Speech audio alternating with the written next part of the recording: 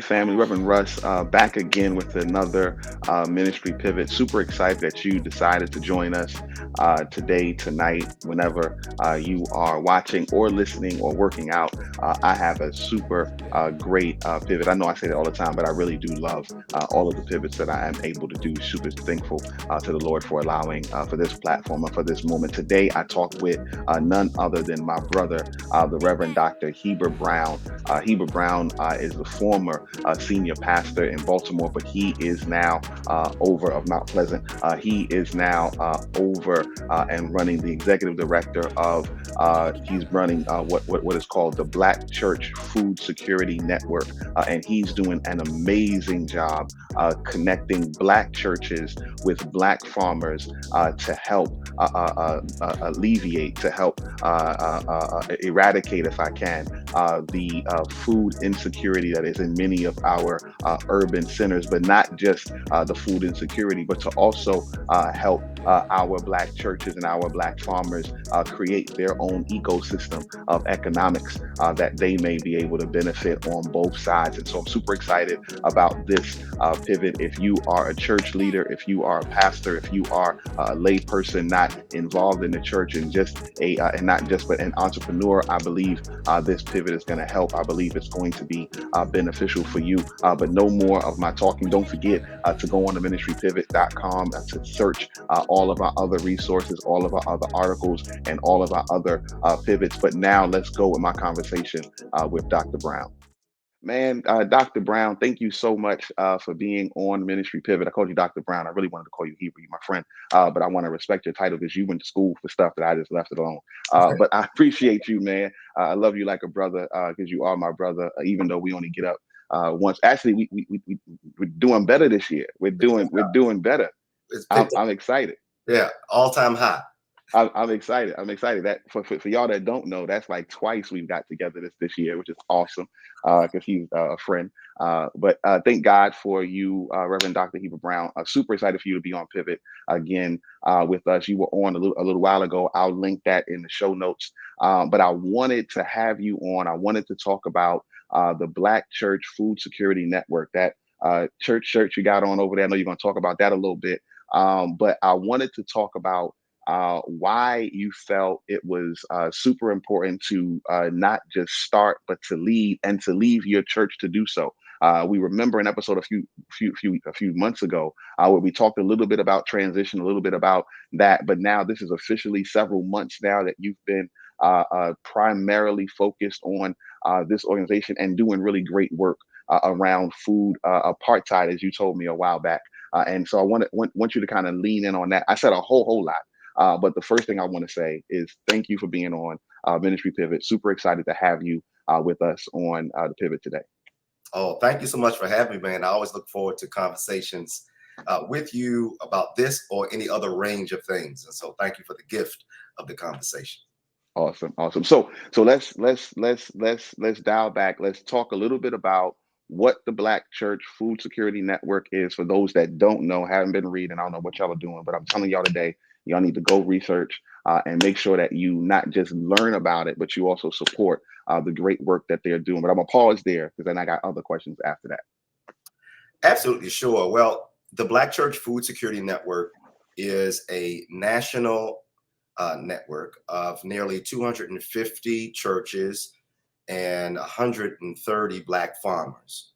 We're working together to co-create Black food ecosystems anchored by the Black church in partnership with Black farmers and accomplices. Essentially, what we're doing is taking what Black churches already own and have stewardship of and directing the strength of it in the direction of food justice, addressing at its root cause food insecurity, food apartheid, and the like. Very few, if any, of your viewers will think the word or phrase food desert to be a strange and unfamiliar term. True. It's a very familiar term. And even though it's a term that we've grown beyond in terms of our understanding in our organization, beyond the term, the dynamic of living in a community without agency and access to nutrient-rich food is a very common one. Yeah. There are many people who will rightly complain about it being easier to get junk food than it is to get healthy food in their Yeah. neighborhood, and then all of the things that come along with that. But what we recognize in our organization is that just complaining about that dynamic is not enough. And waiting for elected officials or corporations to fix that is not enough. We have within our hands Yeah. that which we need to start addressing some of this around food insecurity in our community. And the Black Church Food Security Network does that work. That is great. That is great. Now you said a whole lot too, so I we're gonna pull back some of it. But the thing that I want to, and then you said it right, that in many of our communities, many of our urban centers, right, and even some suburban centers, many of our urban centers, finding fresh produce is not really a thing. You can find a McDonald's or a Chick-fil-A before then. Well, Chick-fil-A is of the Lord, but you know what I mean. You can find McDonald's or a Wendy's before you can find something that is going to be, and not only can you find it, it's going to be cheaper for you to be able to have access to it. And that is not by mistake, right? That is not an accident. And so what I love about what you all are doing is you're connecting what everybody knows for the most part is in every community, the church, right? Several churches now become those hubs. Several churches now become those produce centers. Several churches now become those health and wellness centers, if you will, to be able to connect people. But take me back though to the vision for it and the why for it, because you started.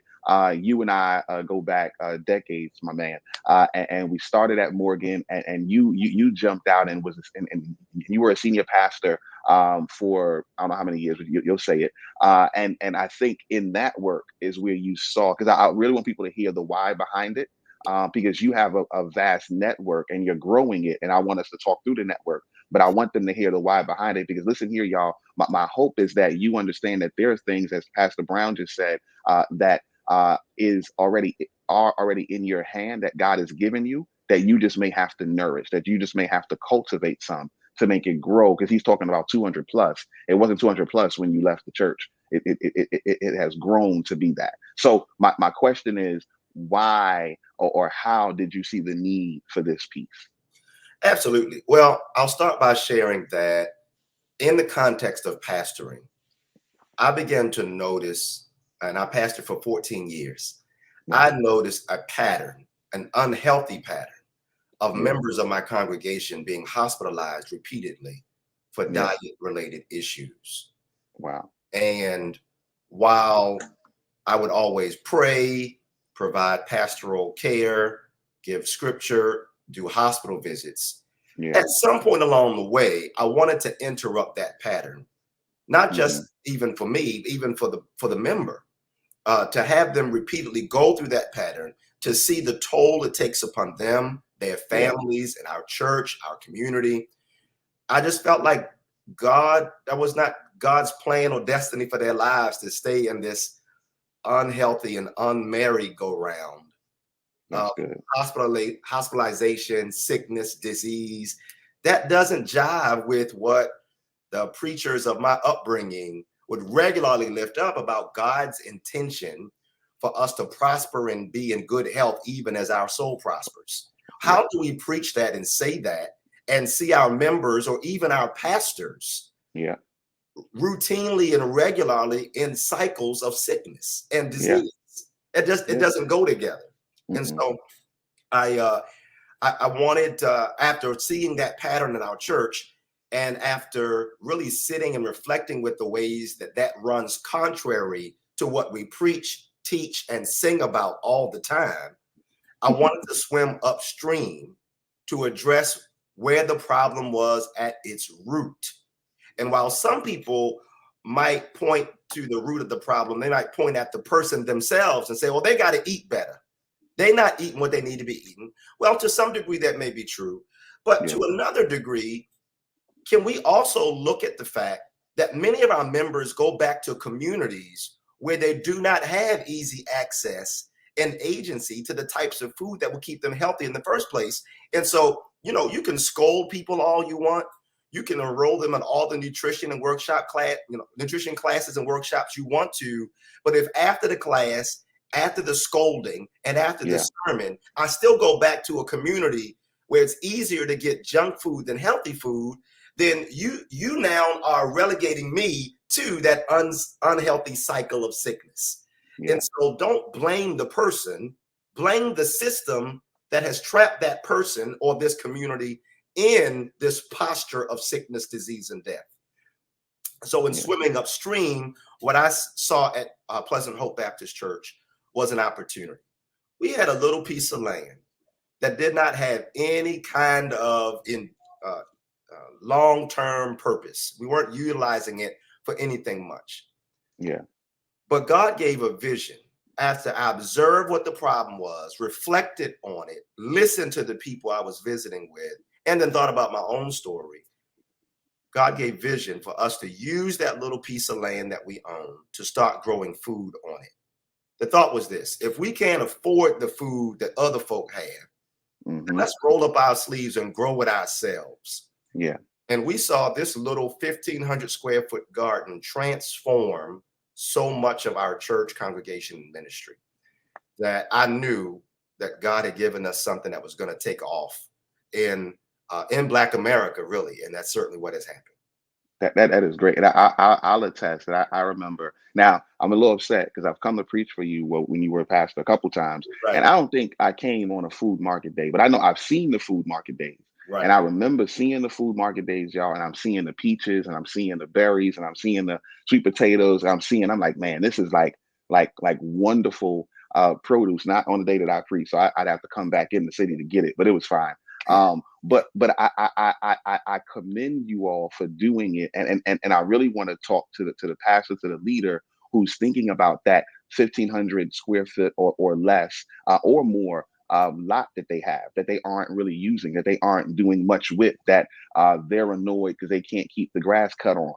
That there is actually an opportunity there for you to create something that won't just give life to your congregation, but if you heard them, give life to the community.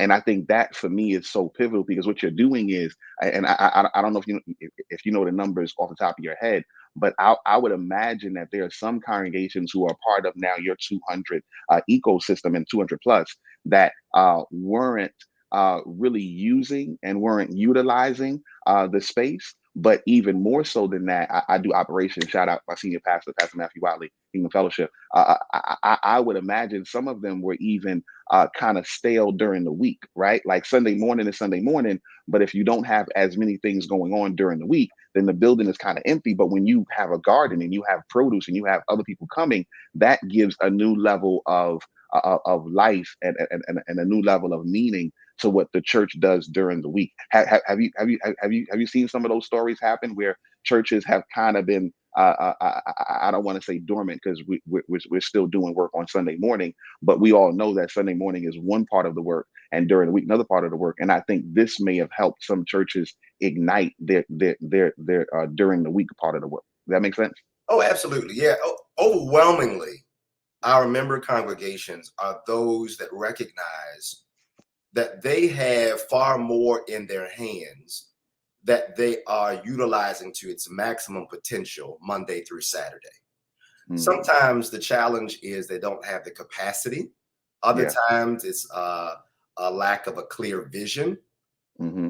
Other times it's ignorance around the potential and possibilities that are right within reach. But for a Yeah. variety of reasons, Monday through Saturday, the large storehouse of the Black church community is deeply underutilized, Yeah. greatly underutilized Monday through Saturday. And if a church all by itself is trying to figure out how to activate to a greater degree Yeah. what it already has, it can be overwhelming to even Hmm. begin to think about how to do it. But when you think about a network, or in other words, how do we link up with other people who are in a similar situation and how do we work together? Now Yeah. it feels more doable, which is why the Yeah. network exists. It's not that Yeah. we have all the answers, Yeah. it's that we have all the answers. In other No. words, it's not me or our organization. But once we recognize that our challenge is similar, and once Yeah. we recognize that our opportunities are similar, it Yeah. behooves us to come together and reason and say, how do we help each other? So what we do through our organization is help churches start gardens on their land. If they have land, we'll help them start Okay. gardens on it. If they don't have land, or even if they do, you talked about those markets, we'll help to bring a Black farmers market to the church on Awesome. Sunday, so that right That's after good. worship, your hungry saints can get the food that they need from Black farmers and Black business owners. We Yeah. also help churches to buy in bulk from Black farmers, meaning those congregation-wide meals that happen every year. I want to say to every pastor, trustee, deacon, and church leader, your church should be buying something from Black farmers for those annual church-wide meals. That's good. Everything, you should not be getting collard greens from Walmart. That's one of the things that it plucks my nerve. Collard greens or sweet potatoes, these are Yeah. things that Black farmers grow everywhere. And Yeah. Yeah. so we help churches to think through how to plan those annual meals so Yeah. that you can more intentionally and strategically connect with the Black farmers in your community, so that at least something on the plate, at least one thing on that plate comes from a Black farmer in your community.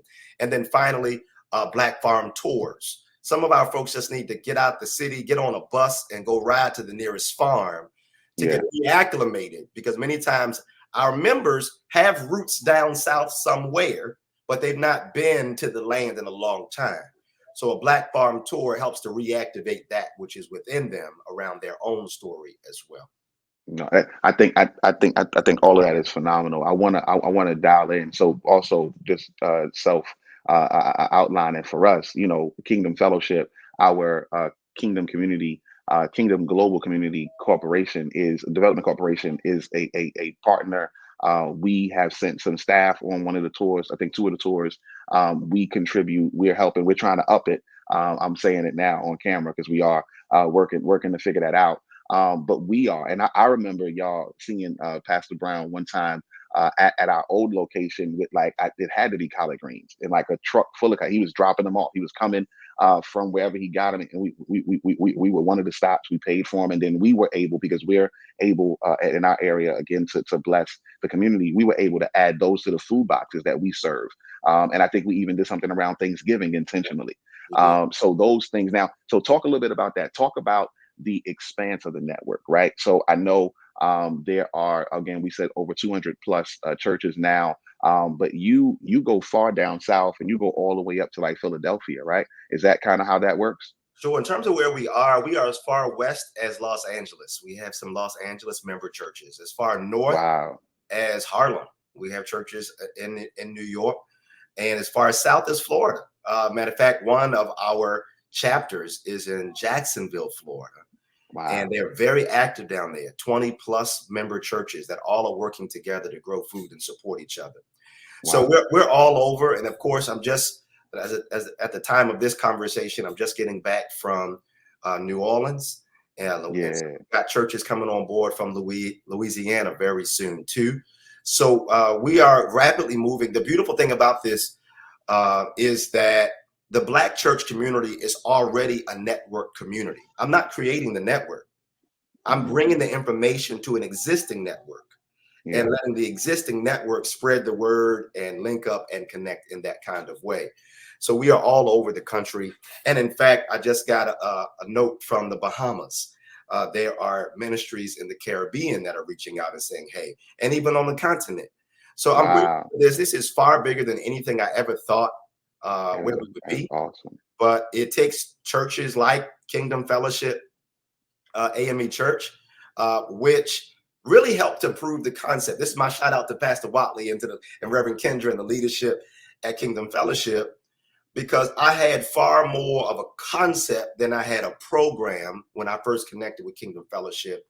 But Pastor Watley, Reverend Kendra, and y'all's dynamic team saw it, believed in it, put financial resources up. And so when y'all paid Black farmers for those collard greens and sweet potatoes, you don't know how far that went. That farmer, and I'm just remembering this now, the farmer that y'all bought that produce from for your food distribution ministry.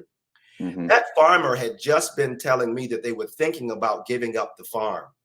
They were thinking Wow. about letting it go Wow. because they could not get the consistency of support, and they were worried that the younger members of the family weren't going to keep up if the struggle was that hard. Wow. Kingdom Fellowship AME Church, your support to that farmer changed that farmer's conversation. And now Wow. that farmer is still farming to this day and Wow. has younger members of the family plugged into the farm too, because this church, Kingdom Fellowship Church, showed them another avenue as to how they could keep their family farm going. Those are the kinds of stories I want to expand and replicate across the country so that our churches can see that you can do food charity and Uh-huh. food justice at the same time, and it's going to support our Black farming community in ways you don't even know. I think that is phenomenal, and I think that's the first time hearing that story. But that also speaks to legacy. You and I talked the other day, I think, through text, watching the 1619 Project, and we were talking about. And I watched it, and I thought about you immediately because there were other farmers and other people who were trying to build legacy, right? So both of us have children. You may actually hear my son; he's 8 months, so you may hear some crying in the background. But that's Caleb. He's saying, "What's up?" He's a part of the pivot first That's time. right. But you during that the project, you kind of hear it, and you're talking about it now that we have so many Black farmers, so many Black families who one got land taken from them, right? That was their land, but then also are now struggling with the fact of, how do I take care? I know someone in our family actually that has some land, and I think their uncle is taking care of it. And like it's one horse on the land now, but they're like actively debating: do we keep it? Do we not keep it? And those are the type of stories that I think generations from now we will regret if we allow those properties and those parcels of land to go untended to. And you have an opportunity for that, not just for it just to be taken care of, but for it to produce something that's life giving. So I think that's super awesome and super dope. Let me ask you two more questions before we roll out of here, because I know the algorithm and I know people. But let me ask you, the first thing is, so how what is the best way for someone to get connected? What is the best way for someone to get engaged? What is the best way for someone to support you all and the work that you're doing? If there's a church, the first time they're hearing it now, maybe they're a new pastor. I have several friends, as I'm sure you do, who took the pastorate during COVID, right? So now we are almost 2 years out of COVID is still around, but we're 2 years away from the whole mass bubble and all of the stuff. And some of my pastors, literally my friends, are just having like their first real year with congregations because they hadn't been around. And so they've inherited older buildings, they've inherited parcels of land they don't know what to do with. How can or how should someone like that think of engaging with your organization? Go to blackchurchpower.com. That's the easiest and quickest way. Okay, okay, Blackchurchpower.com. We have new member and orientation classes that we do twice a month on the okay, first two Mondays before the second Sunday. And so you okay. can go on our website, get plugged in, sign up for a class. If you want to become a member, click the page on our website to become a member. And then once you do that online form, you'll automatically get the link to our new members class and orientation. I do most of those classes myself, so I can answer your questions, provide context. I give a deeper overview of the organization and what benefits we bring to member churches, such as seed money. Every new member church gets seed money to get started with their garden or their farmers market Wow. or other programming related to our organization. And then we also help churches to find grants and provide technical support and training. All these types of things become available to all of our member churches. And so go to blackchurchpower.com, get all the information, sign up. Now, I have to do group classes. Russ, I got people who text me and call me and say, hey, can I have a meet with you about what you're doing? And I get it. I really do get it. But what they don't know is I got 25, 30, 35 other people who also want to have a one-on-one. So I really Yeah, got to do group sessions. yeah. And then after the group session, if we got to dig a little deeper, I'm fine to do that. But go to blackchurchpower.com, follow us on social media to learn more. But what you said, Russ, and I know time is on us, I'm so glad you said that. Generations yet unborn Yeah. will lament and be in dire straits if Yeah. we do not do all we can to maximize the use of the land and assets that we have already in hand. Yeah. There's no company making new land. The Nope. land we have is the land. In fact, we're losing land because of climate change. And as Yep. the waters rise, and I'm just getting back from New Orleans, which is basically right at Right. the Right. level of the water. The waters are Yeah. rising. And so Wow. we really do have to, on a church level, but also on a family level, do all we can to sustain and cultivate the land that you have. Please don't sell it to Walmart to make it a parking lot or make it a Please. brewery or make it an apartment building. Let's at least have, I might have to start another organization just for the Black families who need insight on what to do with their family land. Have a conversation with me before you sell your family land, or I can refer you to others who do this kind of work. But I'm so glad you said that, because this is so much more than just sweet potatoes and collard greens. It's Yeah. about the livelihood and well-being of our community as a whole Yeah. in very soon years, soon to come. This is not like 100 years from now. Yeah. There's a generation that's passing off the scene who values the land. There's a generation coming up who doesn't have the same kind of connection with the land. And Yeah. people are jumping in to take advantage of that disconnect. And they're going to Yeah. gobble up all the Black land that we have. And we really are going to be in a worse position than we are now. Yeah, I can only imagine. I know growing up in Brooklyn, I know there's areas of Brooklyn that I remember seeing and like, oh, I know it's going to be over there now. And now you go back, and those areas are flourishing, and they have. I know Baltimore is the same way. I know DC is definitely the same way. And so I can only imagine. And these places don't really have a whole lot of land, so I can only imagine what the South looks like. I can only imagine what those large parcels end up looking like. Now, let me ask you this question though, for the pastor who's thinking about it and asking, how long does it take? So I do the new members class. How long before I can actually start to get things going? Let's say I have a small piece of grass that I'm not really using and I Mm. look at all the time and I walk past. How long will it take for me to move? And then how do we do it with the seasons, right? So Yeah. currently we're recording in the summer. Who knows when somebody's going to watch this or see this? How does those these are my operations questions coming in, and I want to help some pastors so they don't try to have roadblocks that really aren't roadblocks. Absolutely. Thank you. Such an operations question. So to every pastor watching this right now, and I want you to think about a couple of things. And this is me putting on my pastor hat and my farmer hat at the same time. Yeah. As Reverend Russ just said, you want to think about the agricultural calendar and season. I want to advise you to think about launching a church garden in the spring or the fall. My preference would be for the spring rather than the fall, because by the fall it's hot outside. And for those who are not accustomed to being outside gardening, it's going to be a tough way to go for some of them to Yeah. keep that Yeah. going in the fall. I would Yeah. say start in the spring. It's cooler in the Hmm. spring, and the spring creates the runway that you need to build up you need like a garden ministry. Yeah. Please get like 8 to 10 people, even 10 to 12, because some of them going to fall off. But get about 8 to 10 people who are really serious about gardening, who really have either they have knowledge already or they have the willingness to learn. Hmm. And then let those folks be really the ones who lay the foundation internal to your church before you ever go outside. So what I That's mean good. to say is this: your church bulletin. I know some churches still do bulletins, paper bulletins, or maybe you have like video announcements. You need to be banging the drum about this coming before you ever go outside.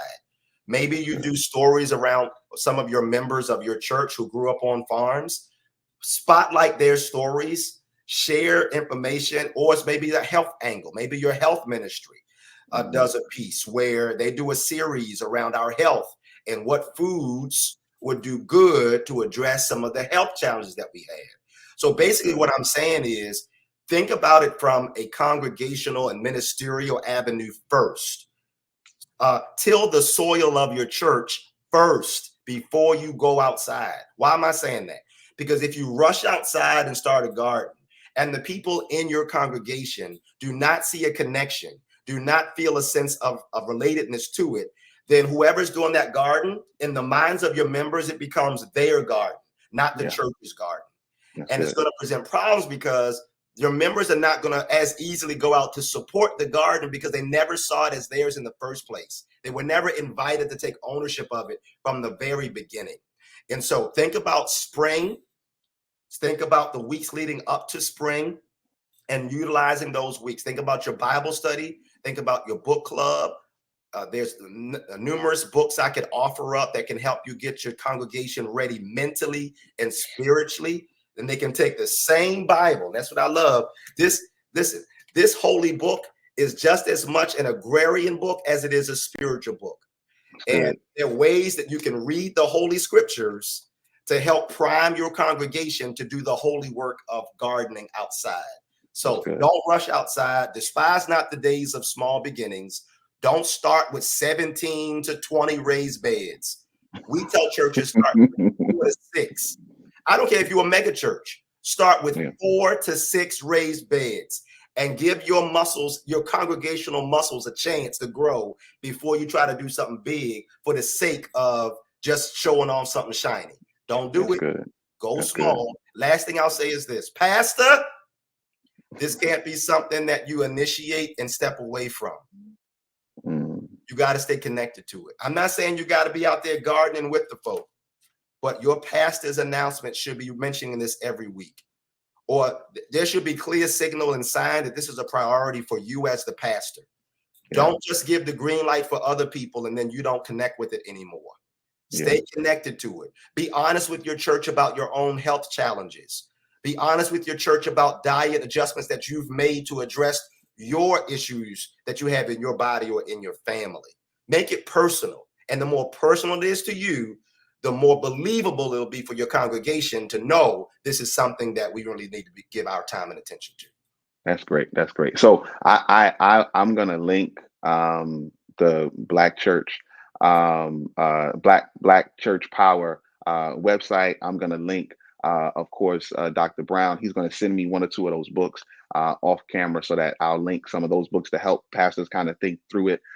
We talked about the time frame of it. But the one thing though I want you to talk a little bit about, and this is the last question that I ask, unless you want something that you want to add on, is so we know where the network is now. We know the vision of it now. Where do you see it going, man? You and I got an inside information, so I know you have the answer to this question. That's why I'm asking it, because I think sometimes people need to see kind of the roadmap to vision and just kind of really see where God is going. So can you tell us, like, what do you see this being able to do, and how this is going to be able to impact the community? What's the vision of this? At the 30,000 feet in the air level, I see the Black church community of the United States being the spark that helps Black America better nourish itself and take care of itself. That the Black church community has a chance to show Black America, one, that we still have power. That they don't have to go back 65 to 70 years to see the last time that the Black church was on the front lines of a civil and social justice issue. We got power. That's good. 2, Black America should be in the driver's seat of its own food destiny. Just like every other community that we live with and partner with on so many other things. That's good. Those communities are in the driver. You can't go to an Orthodox Jewish neighborhood and not see them in the driver's seat of what they eat. You can't go to Little Italy and not see them in the driver's seat of what they eat. Yeah. If other communities, and I keep on going down the line, and many people watching this, they know I'm telling the truth. Yep. If other communities can do that, why can't we do it? I think we can do it. And if we're going to do it, and no shade to any of our amazing civic organizations, but they don't own the land. Black churches own land. Black churches have assets at a degree higher than any other civic organization in Black America. Yeah. We are perfectly positioned to help Black America get in the driver's seat of controlling what we eat. And if we can control what we eat, we can also control our health outcomes. We have a better handle on our quality of life. We can Yeah. help our children get on a better pathway in their journey. And Yeah. so that's the 30,000 feet in the air. And then coming down, the way I see this going is every Black church adopting a Black farmer. Yeah. Every Black church being in relationship with the Black farmers of their community. Every Black church buying something and investing in the infrastructure of the local Black farmers in their neighborhood. Every Yeah. Black church taking the food line item on the budget and intentionally saying, how can we get more of the money that we spend on food into the hands of Black farmers? Or your outreach, for all of the Hmm. food outreach that you do, who's asking the question in the boardroom? How can we get more of the money that we're spending on food outreach in the hands of Black farmers and Black business owners so that we are blessing them even as we are trying to bless others with the food that they need? This is not rocket science, y'all. Other communities been doing it, and we can do it too as we stand confidently in our Black church power. I think that is phenomenal, and I wanted you to say that for people to hear it. I know we had lunch again, our second time. I'm super excited.